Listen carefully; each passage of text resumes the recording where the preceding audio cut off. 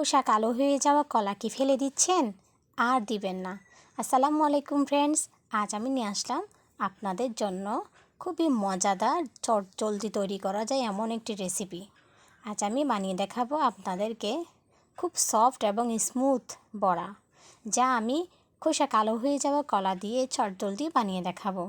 এই বড়াগুলো খেতে কিন্তু খুবই মজা। প্রথমে আমি 10 থেকে 12টির মতো নিয়ে নিচ্ছি কালো হয়ে যাওয়া কলা।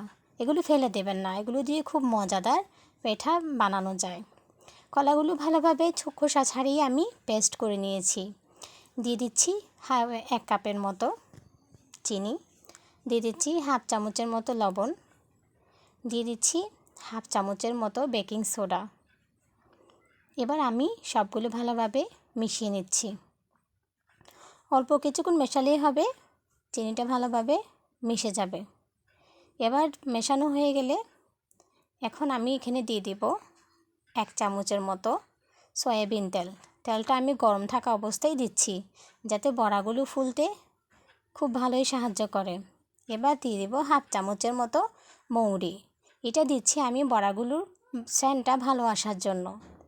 এবার আমি দিয়ে দিব 1.5 কাপের মতো আটা। আপনারা চাইলে ময়দা দিয়েও বানাতে পারেন, তবু আমার কাছে আটাটাই ভালো লাগে। এবার হ্যান্ড উইচের সাহায্যে সবগুলো উপকরণ ভালোভাবে মিশিয়ে নিব।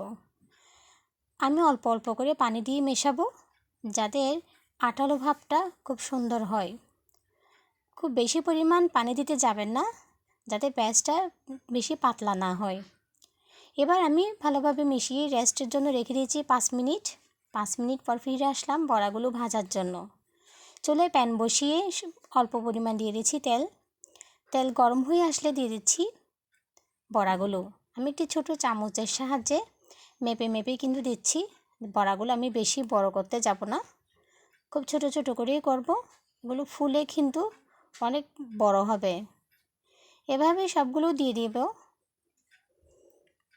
সবগুলো দেওয়া শেষ হয়ে গেলে আমি কিছুক্ষণ ভেজে খুন্তির সাহায্যে আস্তে আস্তে উল্টিয়ে দিব।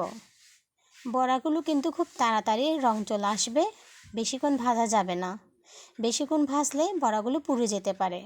মোটামুটি অল্প কিছুক্ষণ ভাজার পর আমি সবগুলো উপর পিঠ করে ভেজে নিয়েছি। সবগুলো ভাজা হয়ে গেছে। এরকম করে আমি সবগুলো বড়া ভালোভাবে ভেজে নিব। 2-1 বার করে ভাজার পর আমি একটি চামচের সাহায্যে তেল থেকে তুলে নিচ্ছি। ভালোভাবে তেল থেকে ঝারিয়ে বড়াগুলো তুলে নিতে হবে। সবগুলো ভাজার পর এবার আমি পরিবেশনের জন্য তৈরি করে নিলাম আমার কলা দিয়ে মজার মজার পিঠা আর বড়া। এই পিঠাগুলো বাড়িতে একবার বানিয়ে ফেলুন, সবাই কিন্তু খুব মজা করে খেয়ে নেবে। খুবই সফট এবং স্মুথ। দেখুন, একটি ভেঙে দেখাচ্ছি। খেতেও কিন্তু খুবই দুর্দান্ত হয়েছে। ফেলে রাখা কলা দিয়ে বানিয়ে ফেলুন এই মজাদার পিঠা। বাসায় একবার বানিয়ে ফেলুন পরিবারের সদস্যদের জন্য। বাচ্চা থেকে বড়রা পর্যন্ত সবাই খেতে পারবে এই পুষ্টিকর নাস্তা। চায়ের সাথে কিংবা বিকালের নাস্তায় এই উপযোগী নাস্তাটি বানিয়ে ফেলুন। সবাই ভালো থাকবেন। আসসালামু আলাইকুম। আল্লাহ হাফিজ।